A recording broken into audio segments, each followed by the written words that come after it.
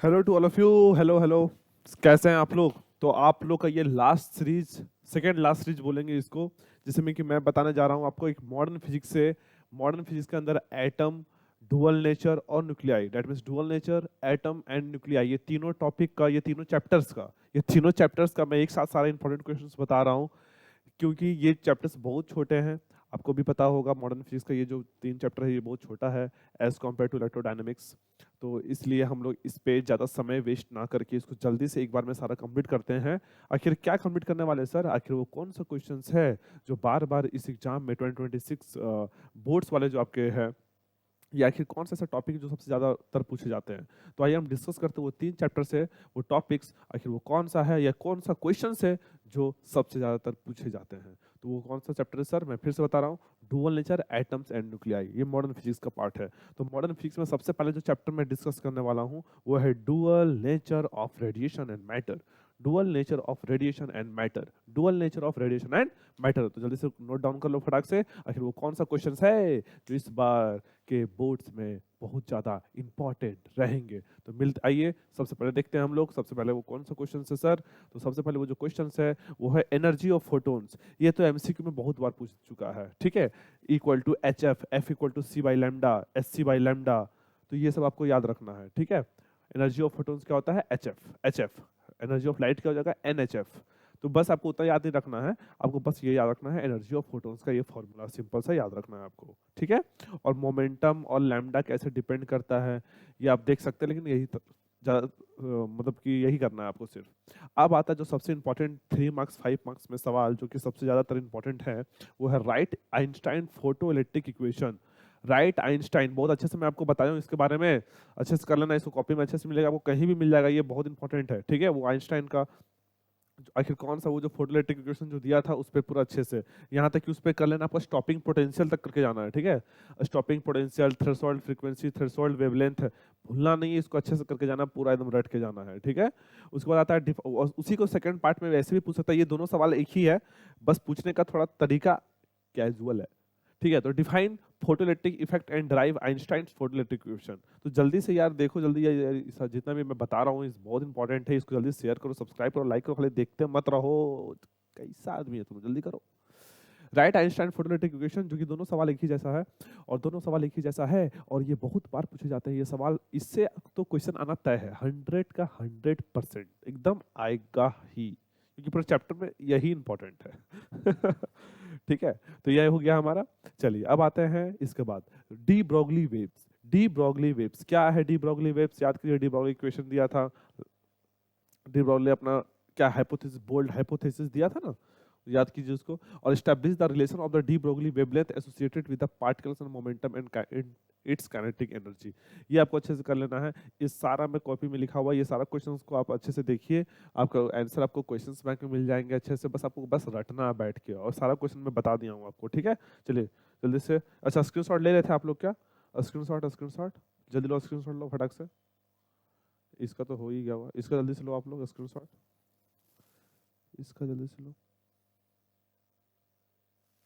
हो गया बच्चा? बढ़े आगे, डी ब्रोगली वेव्स का ले लीजिए। चलिए बहुत अच्छा, आगे बढ़े, आइए।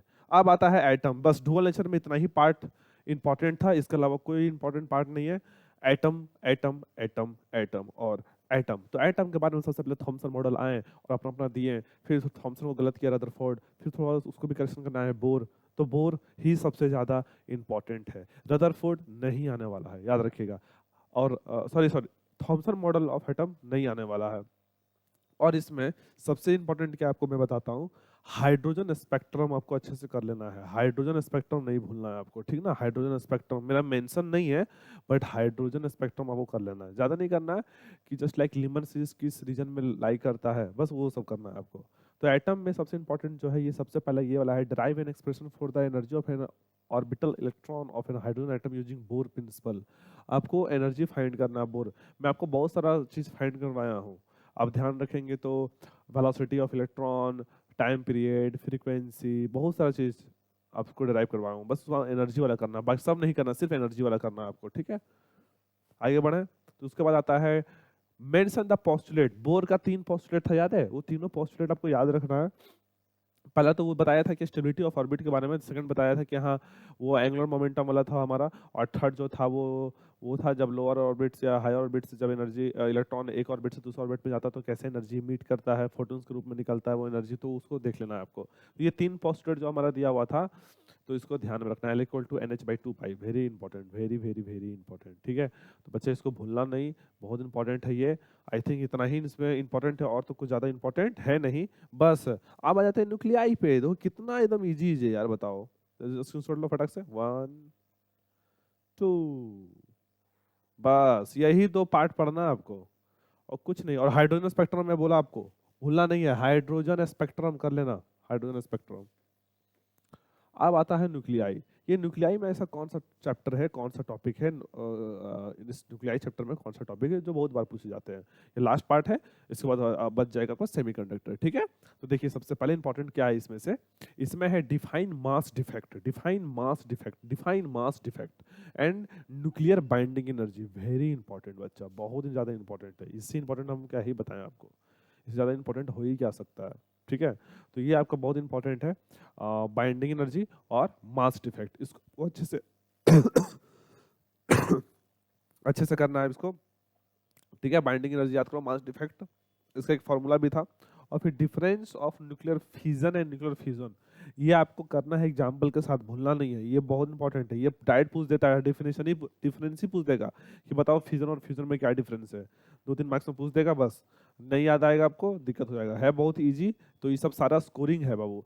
मॉडर्न फिजिक्स है ना, स्कोर करवाता है, स्कोर याद रखना। मॉडर्न फिजिक्स के कारण से ही आप अच्छा नंबर उठा सकते हो जल्दी जल्दी, और इससे क्वेश्चंस बहुत जल्दी बन जाते हैं, तो इसमें तो सोचना ही नहीं है आपको, बहुत जल्दी बनते हैं इससे क्वेश्चंस।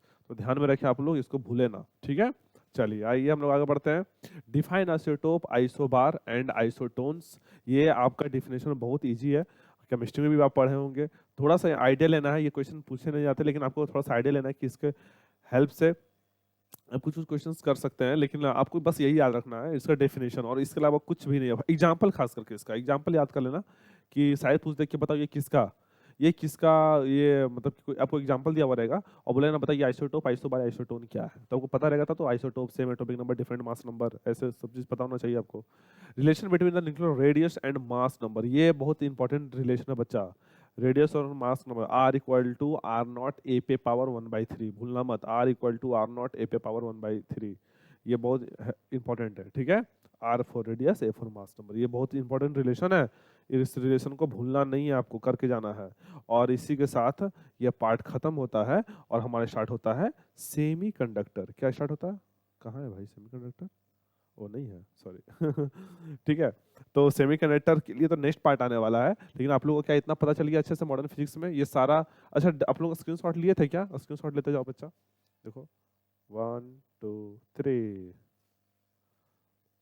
1 2 3, और बस ना, हाँ ऊपर तो स्क्रीनशॉट आप ले ही लिए। तो देखो बच्चा यही बात है, इतना ही करना है आपको, इससे ज्यादा नहीं करना है आपको।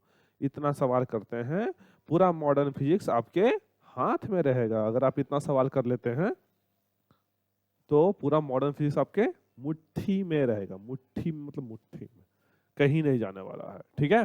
तो मिलते हैं हम लोग नेक्स्ट पार्ट में। बताना ये वीडियो कैसा लगा, जल्दी से शेयर करो, सब्सक्राइब करो, जल्दी से सारे ये क्वेश्चंस करो, जल्दी आप लोगों को कॉपी उम्मीद करते तैयार हो चुका होगा बाबू। तो अगर तैयार हो चुका है तो प्लीज प्लीज प्लीज इसको अच्छे से करो आप, और इस क्वेश्चन को एकदम रट जाओ, एकदम इतना कर लोगे यार, 70 में 70 ले आओगे तुम लोग, 70 में 70 ले आओगे। बहुत ईजी है नाना, बहुत ईजी है, बहुत ईजी है।